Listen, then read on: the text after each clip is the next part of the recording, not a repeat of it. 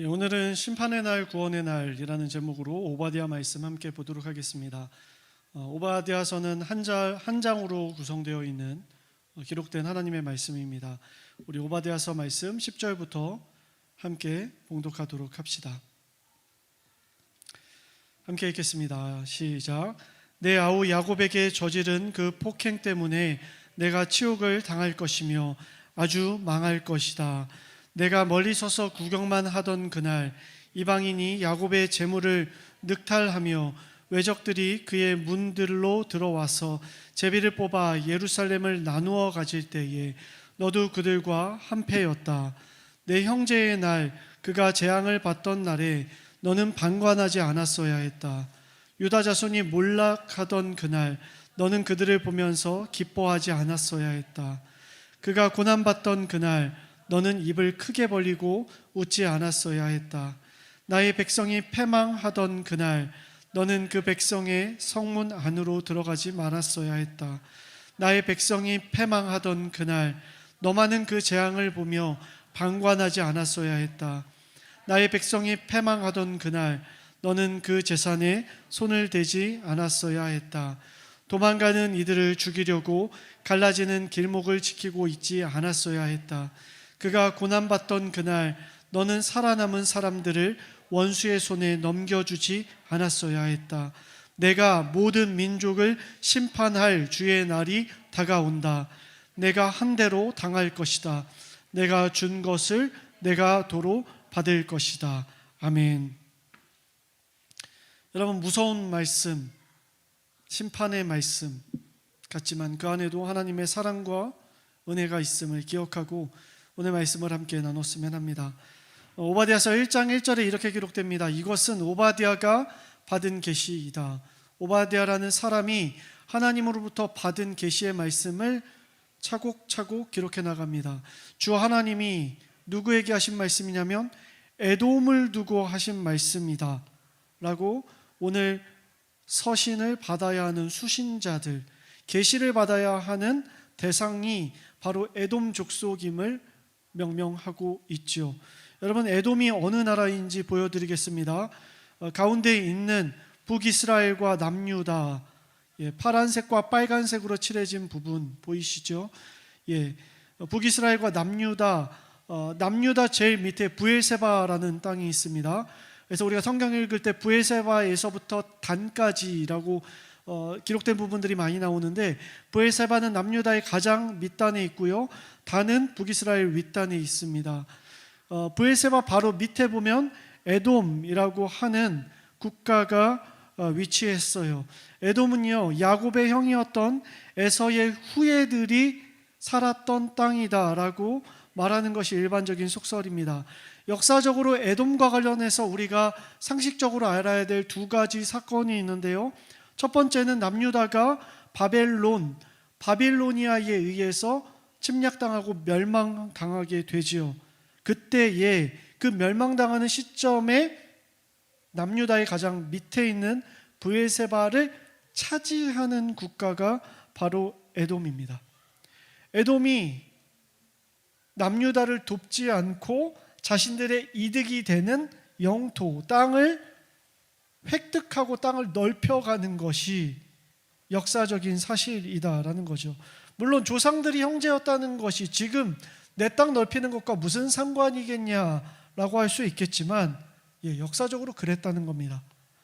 두 번째 사건은 바로 이겁니다. 오늘 말씀과는 상관없는데요, 신약 성경에 등장하는 여러분 헤롯 대왕, 헤롯 왕 기억하실 겁니다. 그 헤롯 왕이 바로 에돔 땅에 있는 이두메 사람입니다. 이두메는 남유다와 에돔의 혼혈인을 이두메인이라고 말합니다. 그렇기 때문에 헤롯은 자신이 통치하는 기간 동안 자신이 순수 혈통이 아니었기 때문에 이스라엘을 통치하는 데 있어서 자신의 정통성을 변호하려고 굉장히 유대인들에게 호의적으로 성전도 짓고 하는 행동들을, 정치적인 행보를 보였다. 여러분, 이거는 그냥 상식적으로 말씀드립니다. 여하튼지 간에 오늘 말씀은 오바댜가 저기 밑에 있는 노란색 쳐진 국가 에돔을 향해서 선포한 하나님의 말씀입니다. 여러분, 이런 생각이 들 수 있어요. 목사님, 제가 남유다와 북이스라엘 요거 갈라진 것도 힘들어요. 이 두 국가 이해하는 것도 힘들어 죽겠는데 저 이방 땅 에돔까지 알아야 합니까? 맞아요. 알 필요 없을 수도 있습니다. 성경 이거를 통틀어서, 이 많은 장절들을 통틀어서 에돔에게 주어진 말씀 한 장, 물론 이사야서와 중간중간에 나오기는 하지만 그래도 이 한 장의 말씀을 우리가 굳이 알아야 할까? 건너뛰어도 무방하지 않을까라고 생각할 수 있겠죠. 그러나 오바댜가 전하였던 그 말씀을 어떤 특정 지역에 사는 사람들에게 전해진 말씀으로 듣지 말고 우리는 또 다른 말씀의 경청자가 될 필요가 있습니다. 예를 들면 이런 거죠. 예수님께서 하셨던 그 사역의 역사와 말씀을 우리는 성경에서 보죠. 신이자 인간이신 분이 하신 일인데 나와 무슨 상관이야? 그건 하나님의 아들이신 예수님이 하신 일이야 라고 선을 그을 수도 있겠지만, 우리도 또 다른 예수인이 되어서, 그리스도인이 되어서 그의 말과 뜻을 따라야지 라고 다짐하는 것처럼, 우리가 에돔인은 아니지만 그래도 에돔에게 주어진 그 하나님의 말씀을 들으며 그들에게 있었던 그 특성을 반면교사 삼아 나는 그렇게 살지 말아야겠구나, 내 삶에 다른 모습이 있어야겠구나 라고 돌이킬 수 있는 시간이 될 수 있다는 거죠. 여러분, 오바댜서는 한 장이지만 1절에서 9절 그리고 10절에서 21절 이렇게 두 가지 구분으로 나눠서 생각할 수 있습니다. 여러분, 빙산의 일각이란 말 들어보셨을 겁니다. 어제도 다큐멘터리를 제가 잠깐 보니까 이제 북극 해가 점점 빙하가 없어지고 있다, 녹고 있다라고 하는데, 빙산의 일각이라는 말은 위에 나와 있는 부분이 이렇게 커 보여도 그 밑에 심해에 있는 더 큰 덩어리들이 있다. 그래서 작은 것을 이야기할 때 우리는 빙산의 일각이다, 숨겨진 더 큰 것이 있다라고 이야기할 때 빙산의 일각이라는 표현을 쓰죠. 여러분, 죄도 마찬가지입니다. 겉으로 드러나는 우리의 말과 행동과 사건들, 내가 이런 잘못을 했어 라고 말하는 그 부분들이 오바댜서 10절에서 21절에 드러납니다. 설명할 겁니다. 그런데요, 1절과 9절에 빙산 그 밑에 있는 더 두툼하게 마치 피딱지가 겹겹이 굳어 있는 것처럼 죄의 근원, 그 행동과 말이 발현되기에 반드시 필요한 필요 충분 조건, 여러분 성경은 이렇게 얘기합니다. 교만이다. 그래서 먼저 에돔의 교만을 하나님께서 오바댜를 통해 날카롭게 지적하십니다. 바로 이렇게 지적합니다. 네가 바위 틈에 둥지를 틀고 높은 곳에 집을 지어놓고는 누가 나를 땅바닥으로 끌어내릴 수 있으랴? 내가 이렇게 명예가 있고 내가 이렇게 돈이 있고 내가 이렇게 땅이 있는데 누가 나를 망하게 할 수 있으랴? 나는 든든하다라고 속으로 이야기하며 스스로 교만할 수 있겠지만, 하나님께서는 너가 그럴지라도 내가 너를 거기서 끌어내릴 수 있다라고 말씀하신다. 나 주의 말이다 라고 이야기하고 있습니다. 여러분, 하나님 앞에 순종하지 않는 불순종의 죄가 겉으로 드러나기 위해서는요, 반드시 사탄이 우리에게 주는 마음이 있습니다. 내면의 속삭임이 있어요. 바로 이런 것이죠. 내 인생을 내가 제일 잘한다, 나 스스로 내 인생을 충분히 전개하고 펼쳐갈 수 있다라는 은밀한 생각. 여러분, 조심하셔야 됩니다. 내 인생 내가 잘 알아야죠. 여러분, 나 스스로 내 인생을 주체적으로 전개할 수 있어야죠. 하나님 앞에, 교회 앞에, 그 등 뒤에 숨어서 아니요, 하나님의 긍휼과 은혜에 숨어서 나의 잘못을 늘 숨기려고 하는 모습 아니요, 적극적으로 나서야죠. 그러나 제 일은 아니라는 겁니다. 하나님이 계시기 때문에 나 스스로 노력하지만 그래도 하나님의 은혜와 하나님의 긍휼과 사랑이 우선된다, 그분이 나를 예정하셨다라는 그 생각이 우리 가운데 먼저 있어야 한다는 거죠. 여러분, 교만은 종이 한 장의 차이입니다. 그러나 우리 가운데 도살이며 우리의 생각과 우리의 판단과 마음을 하나님 앞에 무너뜨리려고 우리의 마음 문 앞에 도사리고 있다. 어제 아니죠. 지난 금요일에 성경 공부를 마무리했습니다. 그때 김강민 집사님께서 실명을 거론해서 죄송합니다. 교만에 대해서 아주 기가 막히게 설명을 하셨어요. 제가 여러분 혹시 여러분의 삶의 영역 가운데 교만한 영역이 있으면 함께 이야기해 볼까요? 라고 다소 무리한 질문을 거기 계신 분들에게 드렸습니다. 그때 김강민 집사님께서 이렇게 대답하셨어요. 목사님, 제가 제 삶의 교만한 영역을 딱 잘라서 이야기하려고 하라면 잘 언어로 표현하기가 쉽지 않습니다. 그런데 제가 리언이와 리아를 재우면서 대화 나누는 시간이 저에게는 참 행복한 시간이거든요. 저는 그러지 않아요. 저는 일찍 자도 언제 잘 거야 막 이러는데 행복한 시간이거든요. 그런데 그때 곰곰이 제 삶의 하루를 돌아보면 문득 하나님 앞에 무뎌진 영역들이 발견되고는 해요.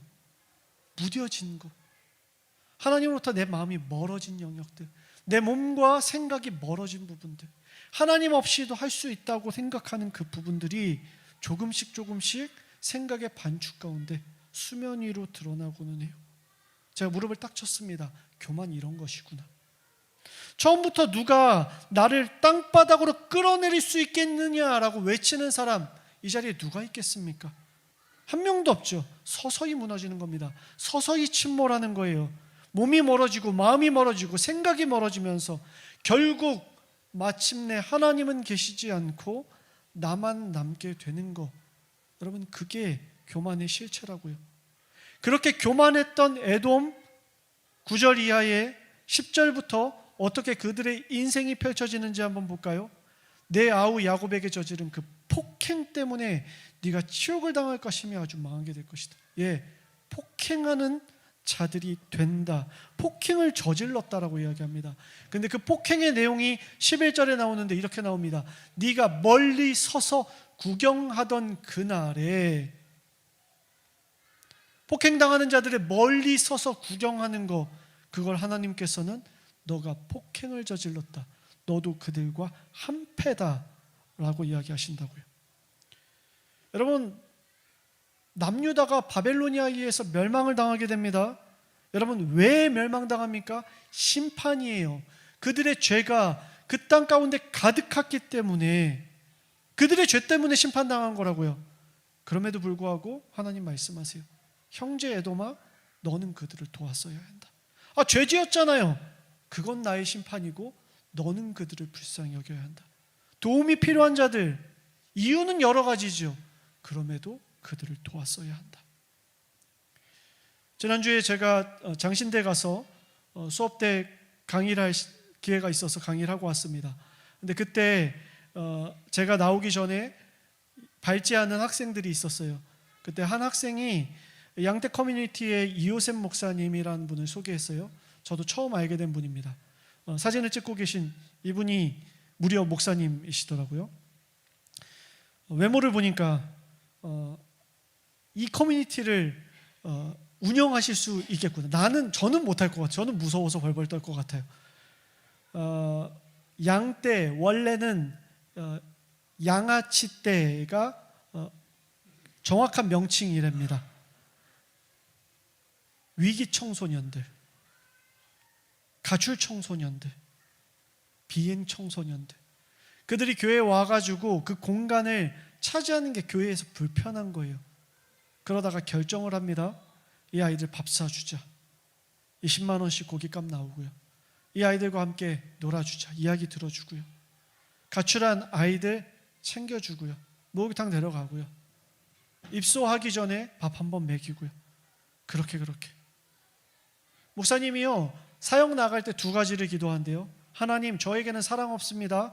오늘도 하나님 부어주시는 사랑으로 만날 수 있도록 도와주십시오. 두 번째 기도한대요. 하나님, 제가 이들에게 속지 않게 해주십시오. 이들의 거짓말에 놀아나지 않도록 하나님 지켜주십시오. 두 번째 기도가 굉장히 저한테는 인상적이었어요. 알고 가는 거예요. 이 아이들은 나를 속인다. 이 아이들은 나를 등쳐먹는다. 이 아이들은 언제든 나에게 가면을 쓰고 다가올 수 있는 아이들이다. 상처받지 않고 이 아이들을 대할 수 있게 해주십시오. 이렇게 비유하더라고요. 밑빠진 독에 물 붓는 것 같습니다. 그런데요, 한 번 더 이야기하더라고요. 독 없는 곳에 물 붓는 것 같은 기분 들 때가 훨씬 많아요. 그런데 이렇게 얘기합니다. 그럼에도 불구하고 하나님께서 자라게 하실 것을 믿기 때문에, 또 한 가지, 하나님께서 독 없는 밑빠진 독인 나에게 물 붓고 계신 걸 나는 알기 때문에 나도 그들에게 동일하게 행할 수 있습니다. 여러분, 하나님의 심판, 하나님의 어떠하심에 대해서 우리는 판단하는 거, 여러분, 그거는 다른 사람을 돕는 데 중요치 않다. 심판 가운데에도 불쌍히 여길 수 있는 마음, 긍휼히 여길 수 있는 마음, 여러분, 성경에도 드러나죠. 누가복음 10장에 선한 사마리아인의 비유가 나옵니다. 사마리아인은 강도 만난 한 유대인을 만나게 돼요. 여러분, 사마리아인과 유대인이 어떤 관계인지 제가 여러 번 설명했죠. 철천지 원수입니다.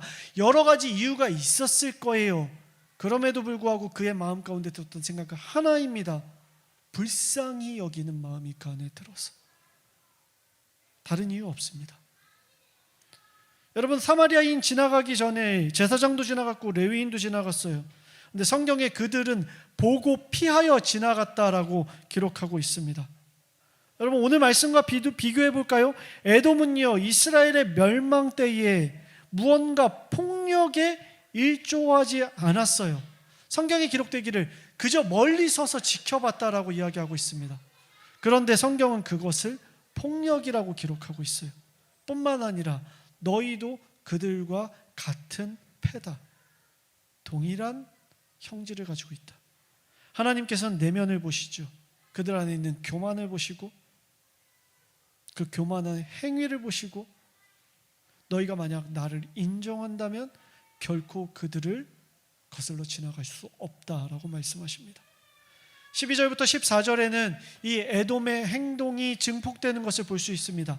유다 자손이 몰락하던 그날, 너희가 그냥 보고만 있었지? 그러더니 너희는 그들을 보면서 기뻐했어?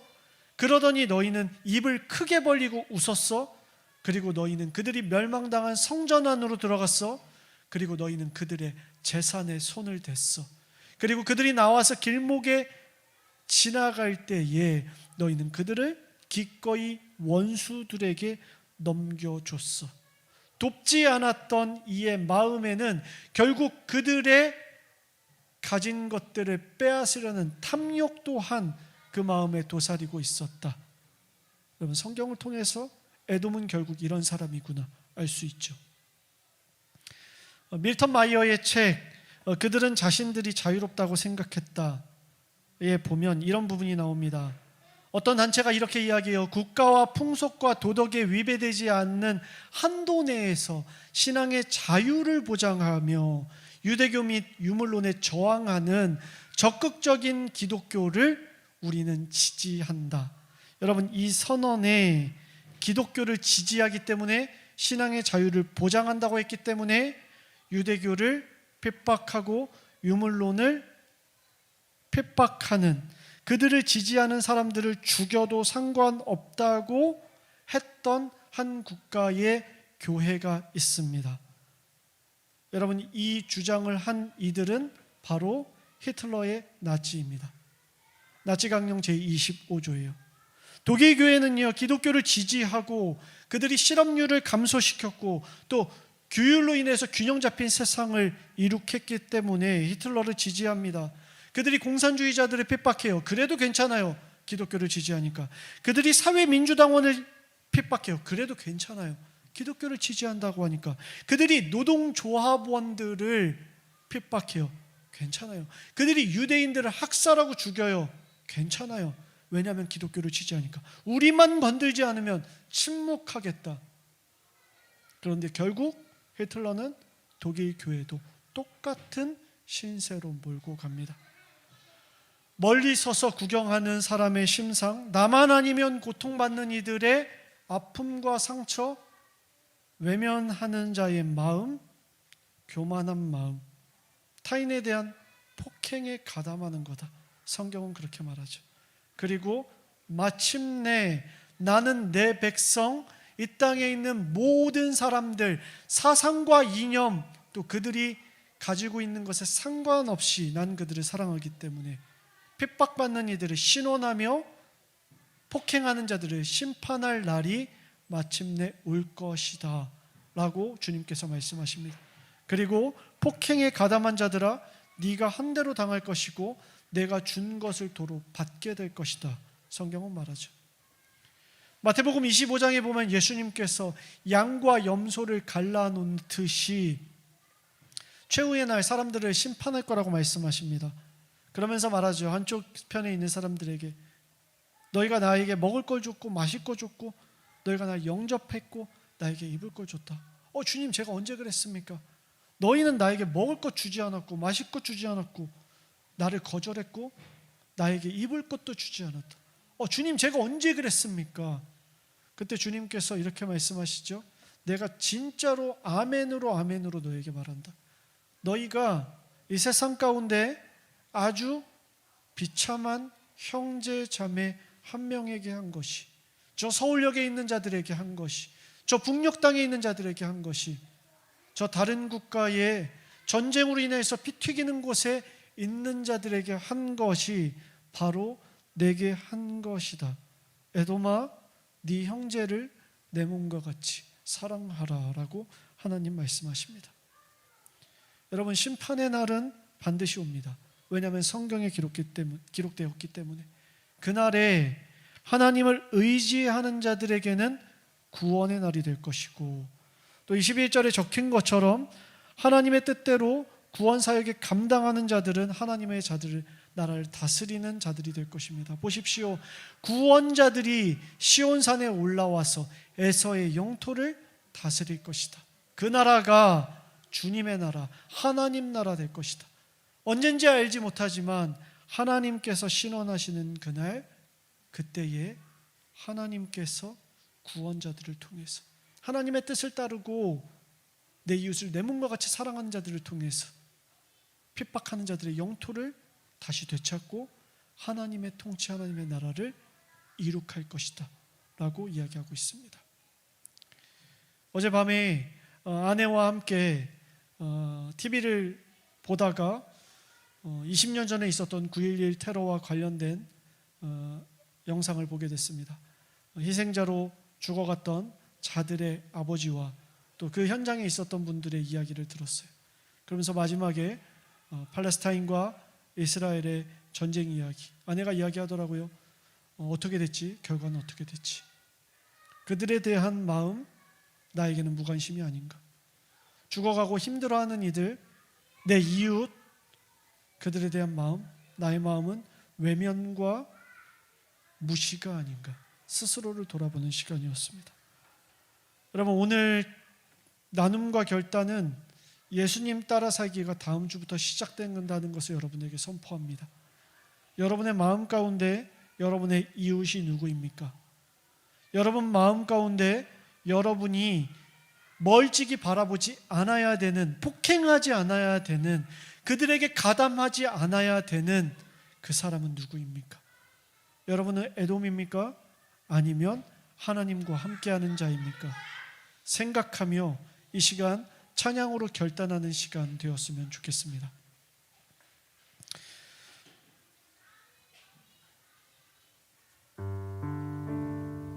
성경에 나오는 여러 묵시서에는, 또 묵시적인 메시지 가운데에는 마지막 심판의 날이 올 것이다 라고 성경이 분명히 기록합니다. 그리고 그날은 어떤 이들에게는 심판이지만 어떤 이들에게는 구원과 신원의 날이 될 것이다 라고 이야기합니다.